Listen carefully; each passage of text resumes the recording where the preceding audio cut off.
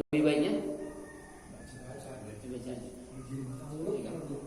Ya, oh sekarang masnya punya rumah nggak bisa baca, aja sama yang jin ya, bukan huruf. Nggak bisa baca jinnya gitu ya. Dia belum bisa baca.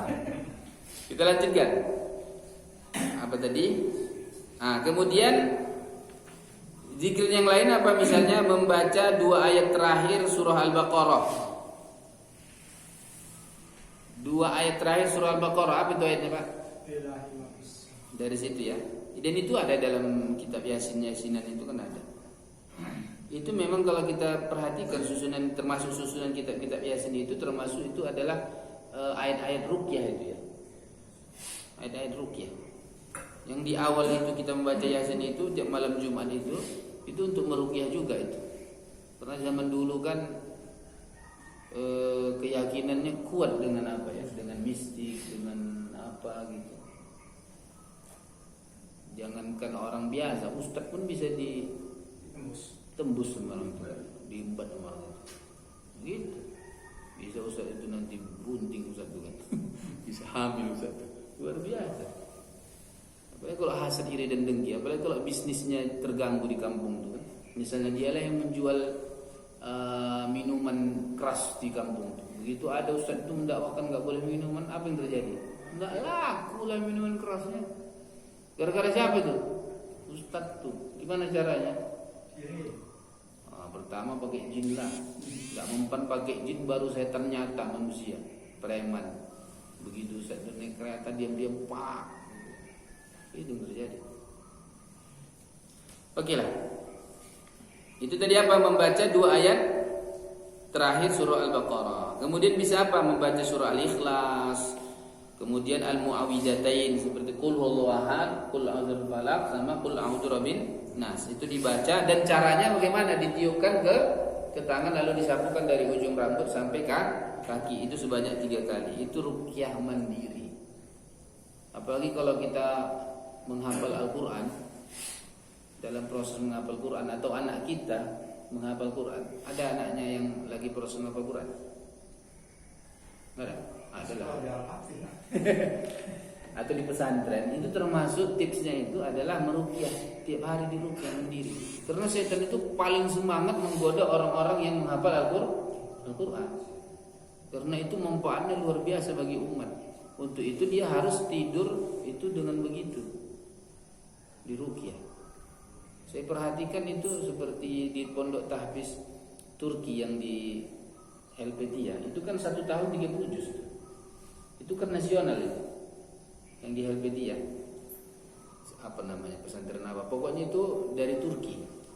Nah, itu yang seperti itu dia ada ruqyah mandirinya. Bahkan setiap 5 waktu itu ruqyah mandiri mereka. Setelah habis sholat, bukan hanya berzikir habis sholat, meruqyah mandiri. Karena orang itu dalam proses menghafal Quran dan perjuangannya luar biasa itu kan. Setahun harus selesai. Itu banyak godaannya. Sebenarnya semua kita ini mampu untuk menghafal Al-Quran. Masalahnya di mana, Pak? Bapak kita semua nih, saya juga semua, kita mampu untuk menghafal Quran itu. Tapi masalahnya di mana? Malas. Kurang niat. Pertanyaan, dari mana bisa terjadi itu? Kurang niat, malas. Dari mana itu? Setan. Apalagi kalau anak-anak, lebih hebat daripada kita, lebih cepat itu, betul kan? Betul. Tapi apa? Setan itu menggodanya supaya jadi malas. Atau dia dialihkan untuk misalnya main game, dialihkan menonton, dialihkan main-main. Itu yang terjadi kan. Untuk itu diruqyah dia. Nah, itu diajarkan kepada anak kita untuk mengamalkan itu. Apalagi kalau dia di pondok tahfiz Al-Quran kan. Makanya jangan salah nanti, itu pondok tahfiz Quran kok ada juga yang kesurupan kan, tiap hari baca Quran. Kan begitu kan? Betul, banyak. Pernah enggak dengar itu? Oh, sering di TV. Di TV. Kesurupan. Oh iya. Enggak pun di TV, di YouTube. Ustaz itu kan pondok Al-Quran, Ustaz, pondok tahfiz, kok banyak juga yang kesurupan. Ya iyalah. Jin juga semangat itu. Setan juga semangat gangguin mereka. Kalau bisa ketakutan orang situ enggak lagi masuk, pulang kan gitu. Takutan. Pondok tahfiz biasanya itu yang perempuan yang lebih cepat tembusnya itu kan.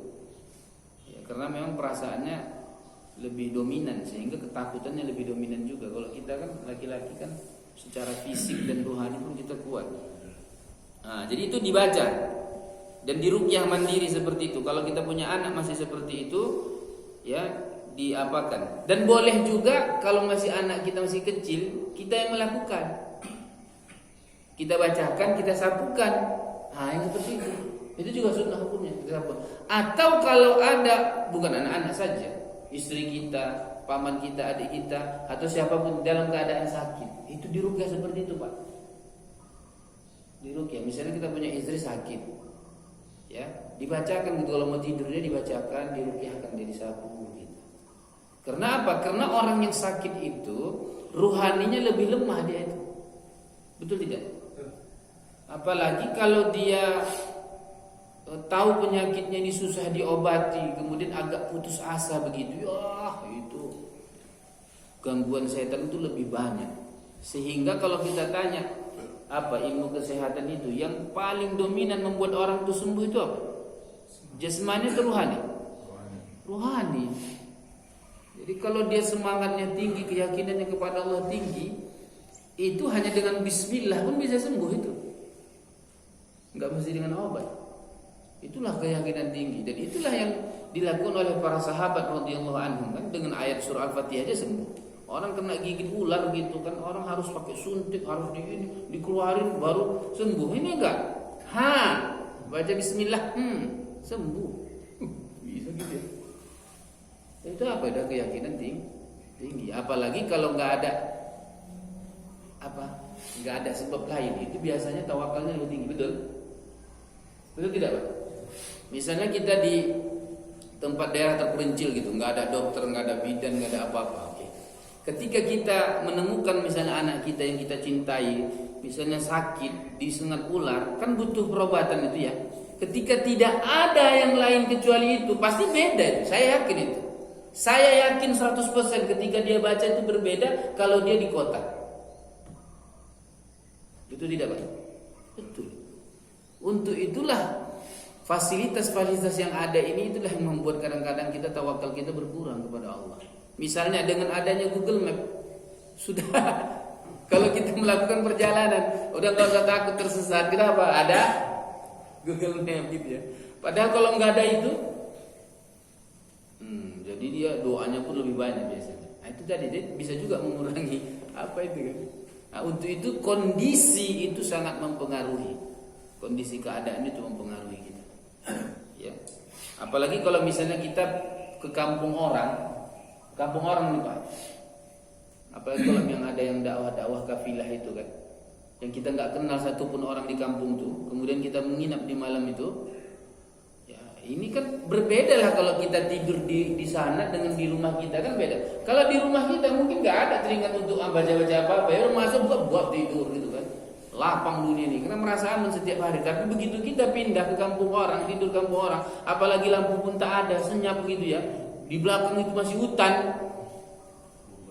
kuburan pula lagi sebelah ya kan. Baru meninggal pula malam itu orangnya kan. Ada pula yang kena bacok lagi kan sorenya ya kan. Wah, kurasa tidur di malam itu beda lah itu, bacanya pun beda itu, ayat kursinya pun beda. Begitu. Nah, jadi ini betul-betul dibaca. Lalu nanti banyak sekali lagi ayat zikir-zikir.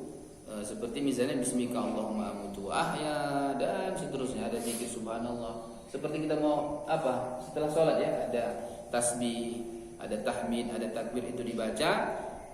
Apalagi bagi mereka yang susah tidur. Ini kalau diamalkan luar biasa ampuhnya. Kan banyak orang yang mengalami penyakit susah tidur ya.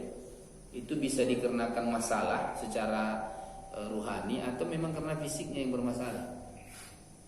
Ya, ada orang yang fisiknya sehatnya, tapi karena dia banyak pikiran, yang inilah masalahnya, ini susah tidurnya. Nah, karena kalau kita baca nih Pak, ini banyak kali ternyata zikir mau tidur tuh ya. Mulanya bismika Allahumma amutu wa ahya. Mana? Kok bisa banyak kayak gini? Mau tidur aja kok banyak kali Ustaz? Ada yang bertanya begitu. Mau tidur aja sebanyak kali zikirnya gitu kan. Sampai Ustaz pun enggak hafal. Iya, sampai awal pun enggak hafal semua itu. Kenapa? Ya kita palingan bentar aja udah tidur gitu kan. Oh, ternyata ada manusia-manusia yang memang susah tidur. Apalagi kalau kita orang tua nih, kadang masanya gampang tidur, ada susah tidur. Atau kadang jadwalnya pun nggak beraturan lagi, seperti anak bayi lagi kan. bisa tidurnya nggak hanya sekali dalam sehari semalam, bisa nanti habis sholat pun langsung gitu ya kan. Nah, jadi yang seperti ini banyak sekali zikir-zikirnya. Apa perlu dihafal semua Ustaz? Enggak juga. Ya. Karena banyak, subhanallah, banyak sekali nih zikir-zikirnya. Yang jelas ketika kita mau tidur kita ingat Allah Subhanahu wa taala. Supaya nanti kalaupun kita tidur selamanya ya dalam keadaan husnul khatimah. Kan boleh jadi ada gempa, ada tsunami atau ada ya musibah. Nah, dengan begitu kan kita berarti tidur dalam keadaan suci dan tidur dalam keadaan mengingat Allah. Sehingga kita pun begitu nanti diwafatkan begitu, alhamdulillah sudah siap untuk bertemu dengan Allah. Apalagi doanya yang mau tidur itu apa? Bismika Allahumma amutu. Dengan menyebut namamu ya Allah aku mati dan aku hidup. Atau dalam riwayat lain amutu wa ahya. Yang sering kita gunakan yang mana? Bismika Allahumma amutu wa ahya atau ahya wa amut? Hah? Ahya wa amut ya. Dasar orang Indonesia. Iya. Orang Indonesia begitu. Itu ada dua riwayatnya. Amutu wa ahya, ahya. Yang jelas Allah yang menghidupkan dan mematikan kita. Kita cukupkan, mungkin kalau ada pertanyaan 5 menit saja. Berarti kita sampai sini Pak ya. Enggak ada pulpen ya. Tapi enggak apa-apa lah karena kan masih di sini yang kita pelajari. Kita cukupkan sampai di sini pembahasan kita. Dan insya Allah kita lanjutkan dan kita tamatkan kitab ini sampai selesai. Kalau di Salam TV sudah selesai. Kita persilahkan ya.